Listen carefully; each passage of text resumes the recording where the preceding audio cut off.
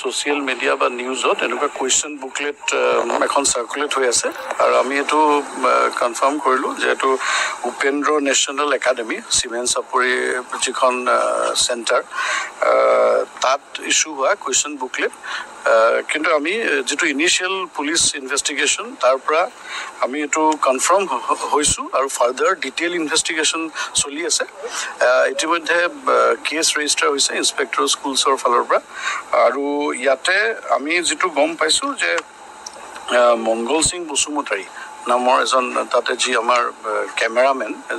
কাৰণ চিল খোলা সময়ত ভিডিঅ' ল'ব লাগে ফটো ল'ব লাগে তেওঁ পৰীক্ষা শেষ হোৱাৰ পাছত অৰ্থাৎ 1:30 বজাৰ পাছত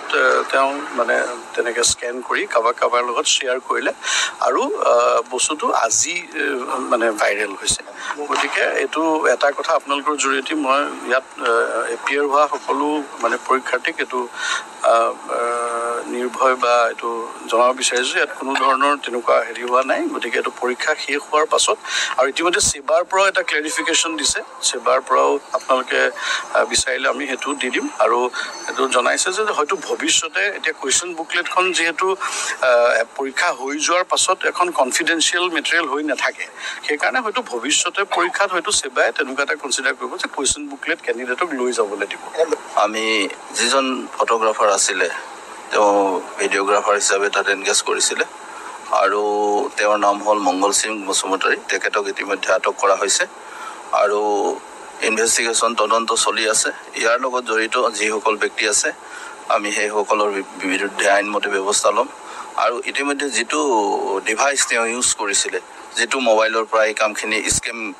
স্কেন কৰিছিলে তেওঁলোকে সেইটো আমি চিজ কৰিছোঁ গতিকে তদন্ত চলি আছে আৰু এতিয়ালৈকে আমি এজনক আটক কৰি আৰু কি যিটো কেমেৰা ইউজ কৰে আফটাৰ এক্সামিনেশ্যন ছাৰে কৈ দিলে তাৰ পিছত এইটো এক্সামৰ সময়ত নহয় এক্সামিনেশ্যনৰ পিছত এইটো পিছত হৈছিলে আৰু তেতিয়া যিটো PDF বনাইছিলে স্কেম যিটো কৰিছিলে সেইটো আমি অলৰেডি সেই ডিভাইচটো যিটো ডিভাইচ ইউজ কৰিছিলে আমি এইটো কৰিছোঁ আৰু তদন্ত চলি আছে তদন্তৰ